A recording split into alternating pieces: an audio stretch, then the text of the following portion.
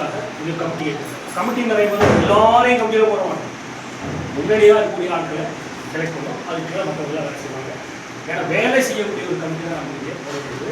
அதில் 7 இப்போ இந்த கமிட்டி பொறுத்தவரை 7 பேர் கொண்ட கமிட்டியை நம்ம இங்கே இருக்கிறோம். ஒன்று வந்து மனதை கண்ணன் போட இருக்கிறாரு, 2 கணேஷ், 3 வள்ளி மயிலு, 4 ராஜ்மோகன், 6 சுரேஷ், விஜயகுமார், 6 கோகுல் ராஜ் வரல,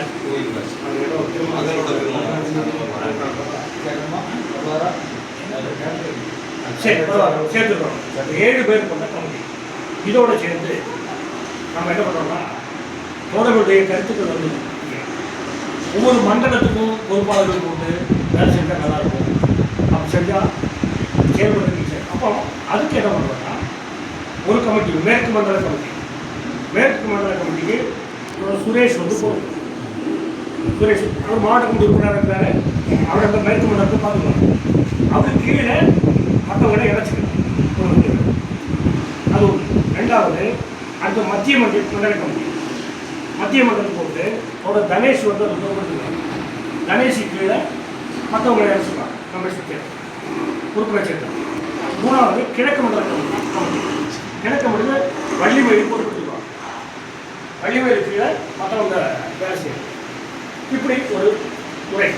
2வது அதுக்கு மேலே எல்லாருமே மற்றவங்கெல்லாம் உறுப்பினராக நம்ம கொண்டு வரலாம்.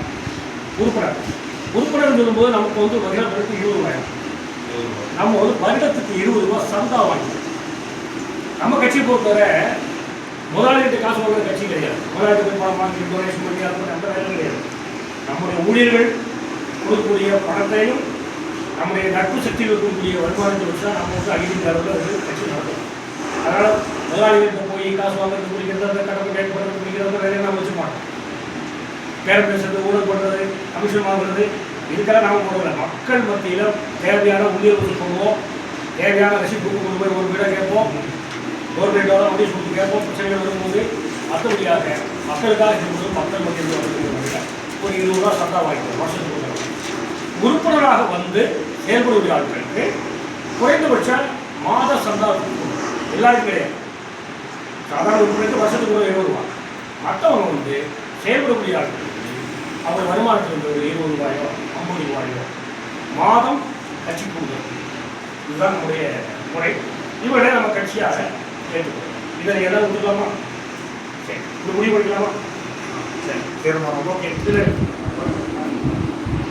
இது போக இந்த மாநில மாநாட்டுக்கு எல்லாருமே மாநில மாநாட்டுக்கு வர முடியாது. பார்த்தாச்சுன்னா அது ஒரு சட்டக்கிழமையாக இருக்காது. ஒரு மாநாடு நடக்கும்போது அதுவும் முறையாக நடத்த வேண்டியது.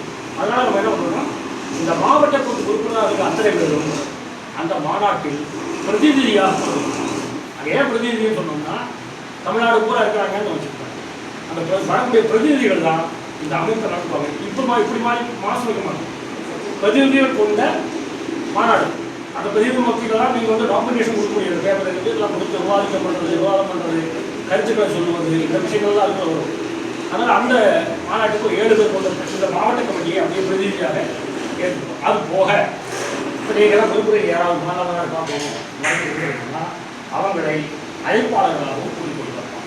ஒரு 3 நாள் வராங்கன்னா அவங்களை கூட்டிக் 7 + அழைப்பாளர். இது முடிவு பண்ணிக்கலாம். இந்த மாவட்டத்தில் இந்த விஷயத்தை முடிவு பண்ணலாம். இதெல்லாம் ஒத்துக்கலாமா? நீங்கள் அடுத்தது